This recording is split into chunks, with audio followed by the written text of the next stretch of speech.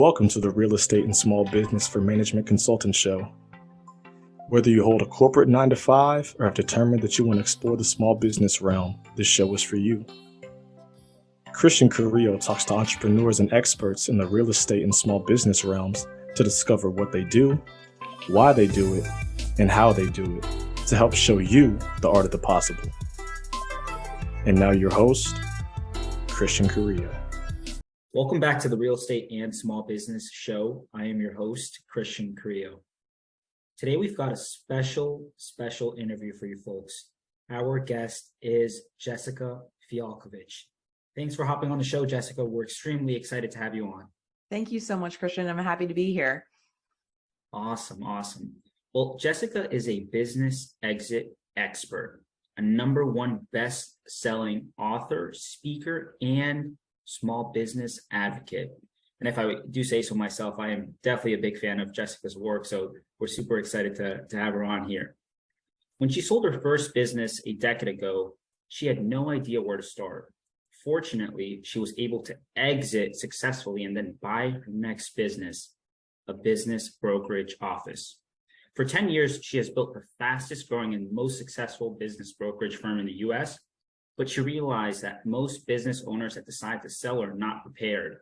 And although hundreds of experts will teach you how to start a business, how to grow one, very few will teach you how to sell, right? In founding her education firm, Exit Factor, she decided to pull back the curtain about how the business sales process works and gives buyers and sellers the tools to successfully and profitably complete a transaction. She is an entrepreneur at heart and successfully built and sold 4 startups, along with her husband and business partner, Al. When not at work, you could find her in the mountains exploring with Al and her baby boy, Bricks, or attending as many spring teen shows as possible. Again, Jessica, we're extremely excited to have you on. Again, we're very big fans of your work, and I think you're going to drop some true golden nuggets for all of our listeners today. Oh, thank you so much. Yeah, I'm excited to be on too. Like we just said in the green room, I'm a big fan of your work too. I love the message that you're spreading on this podcast, and it really speaks to, who I am and my beliefs too. Absolutely. So, I know we dived into a little bit about yourself, but I'd like to kick it over to you, have you introduce yourself to our audience, because I think your background is truly amazing. Oh, thank you so much. Well, yeah, we went over a bunch of it.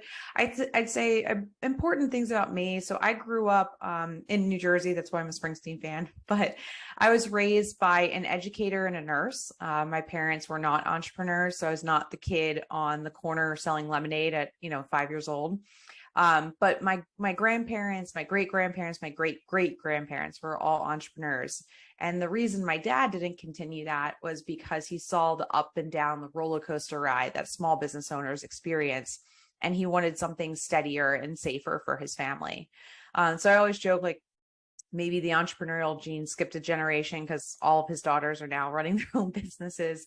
But that's really where my mission stemmed from, is learning how to build sustainable and consistent businesses for not just myself, but our clients too. So you have predictable and recurring, not just revenue, but income from the businesses that you're founding and running.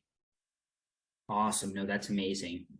And I guess to sort of kick us off here, it seems like your family does have a history of entrepreneurship, right? Maybe your father wasn't as interested in it. Whenever I talk to individuals about, real estate or small business, one of the first words that they bring up is risky, right? Why pursue that route when I could just go work a corporate job, right? And, everything's good and dandy with a corporate job, right? But why, in your experience, did you sort of decide to pursue that? Yeah, well, it's super interesting. There's a story, right? So I was raised in a household where I believe that corporate was safe, right? So I graduated from school. My first job was in sports management and marketing, worked for large corporate companies, then moved on to commercial real estate development. And that was right in 2008 when I made that jump. And so I'm working for one of the largest real estate developers in the country at the time, and, super safe, good job, great income. But we were backed by this little bank called Lehman Brothers. And everyone knows how that story ends in September 2008. So from my experience, what I learned was that that corporate route was not actually safe. My husband and I were both working for the same company at the same time. And there was somebody in New York that had to make budgetary decisions, didn't know who we were, what we did, and just cut our names off of the list, right? So talk about lack of control over where my life was going, the direction. Even though I was doing a great job, I was working for this great corporate company. Our lives were totally upended by decisions that we had no influence on. So that was a major shift in my mentality when I said, I believe that I'm actually a better controller of my own future. And whether it's small business, investing, real estate, I want to make the decisions that are going to affect my income and my wealth moving forward. And that's when we started our first business. And I've kind of had that mentality ever since, is that I truly do believe that being an entrepreneur, being a small business owner, look, it's not easy, right? It comes with a lot of hard work and there is risk, but I think it's a better situation for me where I feel like I have more control and more safety than I do working for someone else. Wow. I think that is so, so powerful. And I hope our listeners took a listen and feel for that, right? Because I completely concur. I think we're always told the corporate route is the safe route, but you have much less control when it comes to your actual corporate job, right? So thank you for that. And one thing you sort of started to chat about there was that first business that you started, right? Could you tell us a little bit more about that, right? The ups to the downs, how it all started, how it all went, and ultimately why you decided to sell? Yeah. So it was a really fun adventure. I think I was 24 at the time when we first started the company. We were in the wine and spirits industry. I joke I knew nothing about wine. Like I think at the time I was drinking like relaxed Riesling that was like $8 a bottle at Total Wine. But we had friends that had this boutique niche wine store and they did really well. And we're like, hey, they make some good money. They get to hang out and drink wine all day. Like this looks really cool. And so they helped us open a similar store in a different location across the country. And we got into that business right in the depths of the recession, right after we got laid off. And we learned that there's a lot of opportunity through economic downturns. So we were able to quickly pivot that company and turn it into a luxury wine retailer and e-commerce brand. So we were dealing with collectors all around the country, all around the world, really, in high-end wines up to, I think the most expensive bottle we sold was like $25,000 for a single bottle of wine. So it was a lot of fun, but building that up over 3 years, we had retail hours because we had a retail storefront too. And then with our collector clients, we were working in multiple time zones, multiple continents. And it was really burnout that kicked in. And that was why we decided to sell that. And we were watching our competitors kind of emerge from the recession and jump into the same like e-commerce luxury collector space that we were in and start to compete on price. And we knew that like the margins were going to get eroded at some point.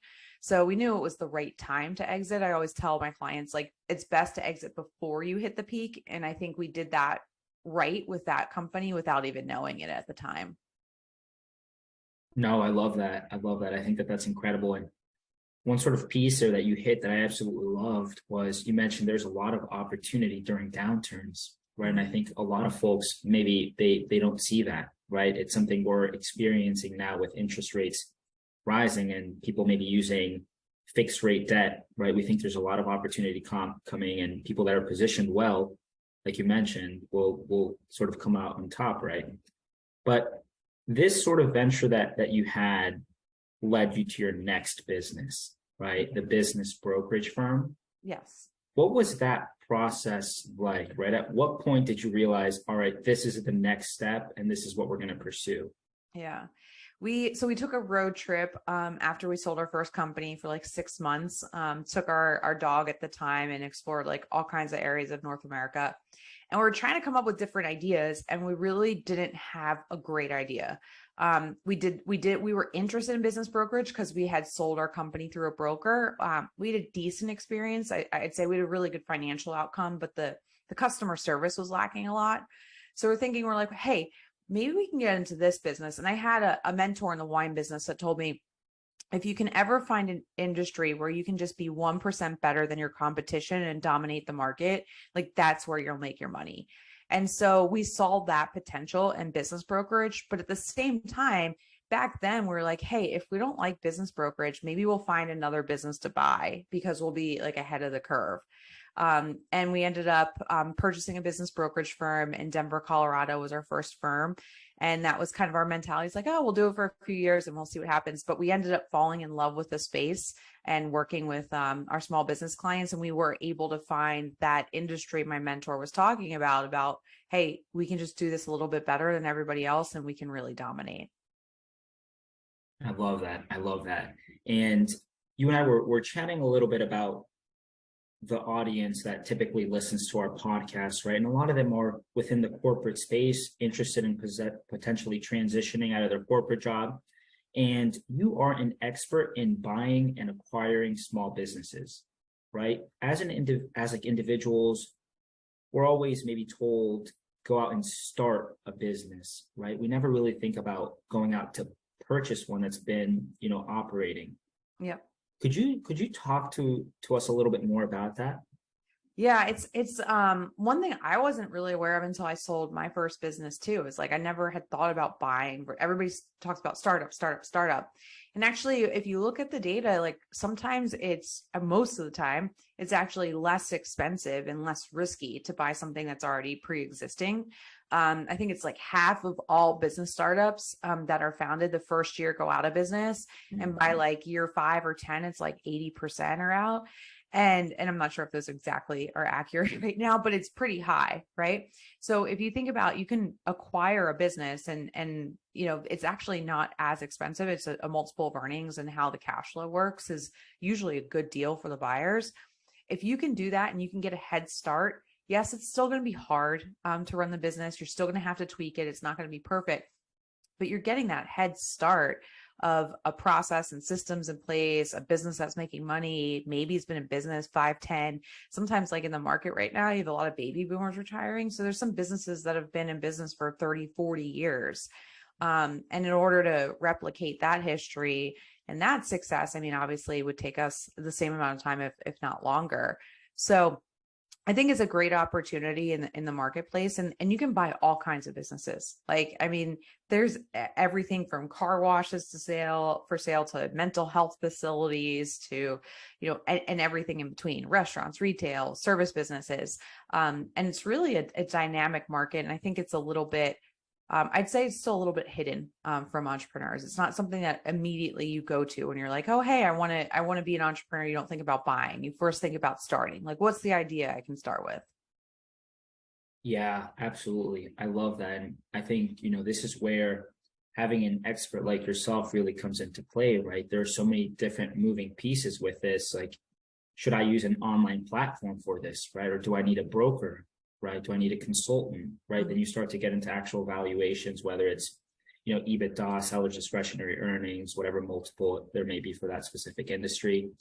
So if we were to sort of drill down on this topic a little bit more, say maybe I'm an individual that's interested in actually acquiring a business, what would that process look like for me? Yeah, I'd say I always tell people you do, because it can be like a black hole when you start searching for businesses, right? So you kind of do need to sit down and think about what you're looking for. I typically keep industries open, so maybe narrowing to 4 or 5 industries. Say you say, okay, I want to look in construction. So now you're looking in construction and all the related trades. So you narrow down your search there. You do narrow down your search based on size. So most buyers do use some form of lending or financing, typically through the SBA. So typically you're going to have to put down somewhere between 20 to 50% down on the business. So that gives you an idea of like where your budget is, because you can search based on that. Like, okay, say I have 100,000 to put down, maybe I can afford a $500,000 business, right? So you have some search criteria that you can start using, searching those online platforms. Or if you're speaking with some brokers too, you can give them an idea of who you are and what you're looking for. I think, and I say this too, it's almost like a marketing strategy. Like if you're out there marketing for your business and you're saying, hey, I do business with anybody, anywhere, you're really forgettable. It's the same thing when you're searching for a business. There's so many buyers that reach out to brokers every day and they're like, hey, I'm searching for a business that makes money. We're like, great. So is everybody else. Like, Yeah. I don't know how I'm going to segment that in my brain, but if you're like, I'm searching for a business that makes at least $100,000. I can't spend more than 500,000. I love to be in the construction area in the Midwest of the US. Now, like, it's super specific and the brokerage industry can start helping you. And also if you're using those online platforms, then you have a much narrower search. So you're not combing through hundreds or thousands of business listings, right? To figure out which one works for you. No, I love that. I love that. And I think the other sort of side of that deals with selling a business, right? And this is always an interesting topic for me because I'm watching one of my current partners go through this now with his staffing company, right? Where he's exploring potentially selling his business, but he has no idea where to go, who to go to, what to do, what the process even looks like. Yeah. Could you talk to us a little bit more about what that overall process looks like? Yeah, I'm gonna be happy to. So I'm a big proponent of saying that your exit process really should start the first day you start or you buy your business. And if not, the next best day is today, right? And I find it really starts, a lot of business owners and entrepreneurs just don't understand, like you asked, the process or how valuation works, which is a really key dynamic.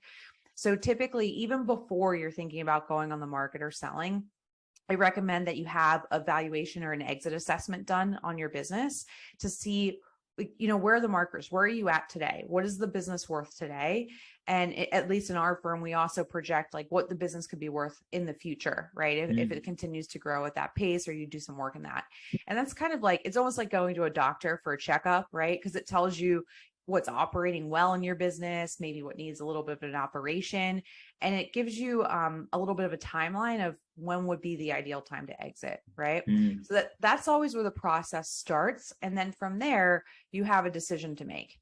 You can decide that now's the time to sell and I'm going to move to take it on the market, or I'm going to work on improving this business a little bit before I sell it. Once you go on the market, it's about a 9-month process on average to sell a company right now. And that includes for searching for buyers, buyer qualification, negotiating the deal, and then obviously going through due diligence, which is like an inspection phase, and getting the final closing stuff all put together. Now, that's the average, that's the median. It ranges though. Some businesses sell in 3 months, some businesses sell in 3 years. And ultimately, what it comes down to is that, how prepared is your business for sale? Meaning, how attractive is it to buyers in the marketplace? And if it's attractive and well positioned, it's going to sell faster, it's going to sell for more money, and it's going to sell for better deal terms for the seller. Oh, I love that. I love that. And from your experience, what would you say are maybe like the top 5 mistakes that business sellers make when they're going through this process? Yeah. Number one by far is not running the business to be a profitable enterprise. So I think small business owners and entrepreneurs, we start to play this game where growth at all costs. And also we want to reduce our income or reduce our taxable liability. Like we want to reduce the amount we have to pay taxes on. And both of those affect the net profit of the business. And ultimately, you mentioned this, Christian, and we won't get into it too much today, but the value of a business is directly correlated to how much money it earns, what the earnings are, what the EBITDA is, what the seller discretionary earnings is, which is both a function of the net profit. So number one mistake I see business owners make is they don't focus on that profitability enough. And a lot of conversations we'll have is like, well, our revenue's here and the potential's here. But business buyers are just like investors, right? They want to see a return on their investment, and that return is profit, right? So that's the number one mistake I see. And it happens at all size businesses. I mean, like I'll look at businesses that sometimes smaller businesses that make more money than larger businesses. I just did an exit assessment for a company that makes probably about $500,000 in revenue, and they net more money than a valuation I did on a firm that was $90 million a couple months ago. So it happens across the board at all sizes, but it's really just that mentality of growth at all costs and trying to avoid paying taxes, and we have to get around that. Wow. I am almost at a loss for words. Yeah. That is amazing. That is amazing. So let's talk a little bit about strategies to increase the likelihood that a business will actually sell, right? I think you alluded to this a little bit earlier, but for those that may be interested in selling their business, right? What's some of the things that they can start to work on, right? I know you mentioned that the best day to start preparing is the moment you start a business or the moment you acquire for it. But for those out there that are listening now, what's something that they can start to work on? What are some of those strategies? Yeah. So it comes down to two buckets. You want to increase the quantity of your earnings, which we just talked about, which also directly correlated to that. You really want to have some clean financial books and records. So like having really good bookkeeping practices from day one is essential. So we talked about that side. The other trigger, the other like pillar to pull on is the quality of the business, is qualitative factors. And I mentioned a little bit, like you get more money for your business when it's more desirable in the market. If more buyers want to engage with your business for sale, you create competition, right? And what buyers want is an efficient business that doesn't require a lot of the owner in the business. So they're looking for businesses where they're not going to have to work 80 hours a week and wear 10 different hats, things like that. So, and a lot of great business writers talks about this, like Jim Collins has talked about it, Michael Gerber with the E-Myth, and not being the operator of your business, but truly becoming the CEO and the owner of the business. And there's a lot of other qualitative factors that I see that go into valuation, but that by far is the biggest one. So I tell people, if you're just going to focus on two things, quantity and quality, work on the profitability and then work on the efficiency of your organization, making sure it's not dependent on you. Those are truly, truly golden nuggets. And I'm so happy you brought that up. I actually just finished rereading the E-Myth. And one point that you hit on is just so powerful, right? Working on the business as opposed to in the business, right? And this sort of leads me to this next topic, because I know you're extremely knowledgeable on this. Running a business to increase value and profitability while ensuring that you're working on the business, right? Could you talk a little bit more about that and sort of what that means and how we can get around that? Yeah. I mean, it's progressive. It doesn't happen overnight. You can't just like buy a business or start a business and be like, hey, I'm not going to work in the business anymore. It's progressive, right? So when we start a business, we're going to be wearing multiple hats and be in multiple seats. But I do find there's 4 critical roles that we want to get out of in the business because they are risky. And it's not just, if we think about this, it's not just risky if someone else buys the business, but like, what if something happens to us, right? What if we want to take a vacation, right? So those 4 roles, the first role that I try to get everyone out of, all of our clients, is revenue generating roles. So that could be sales or marketing in their business. And look, as the owner, you're always going to be a little bit of a rainmaker, but if you can reduce the reliance on yourself to generate revenue, that makes the business worth a lot more. The second role that I try and get everybody out of after that is any customer facing roles. So anything that like we're delivering a service or we're doing account management for a client, that's the second role. The third one is production. So that could be either product or service, like making sure that the business isn't reliant on us to produce the actual product that we're selling. And the last one, and not everybody can get out of this, and this is okay, but if you're able to get out of managing frontline employees, that's when you elevate yourself to CEO and you become what's called like an owner absentee business in the industry. So like I said, it's progressive. It happens over time, but if you can work on just removing one responsibility from your hat every single quarter, that's kind of how it happens. So it's not an overnight thing. It might take a year, 2 years, 3 years, but if you're constantly aware of it and trying to take something off your plate, you'll get there a lot faster than somebody that just kind of goes with the flow and is running the business. So it's almost like that part of the strategy is working on the business, right? As removing yourself is working on the business. Yeah, no, that I love that. And I'm almost mind blown by what I've learned here in, just 20 minutes. I think that that's incredible. And Jessica, we typically poll our listeners for questions that they want us to ask the individuals that we will be interviewing. And if it's okay with you, I'd love to dive into them because I think that we definitely get a lot out of your responses here. Yeah.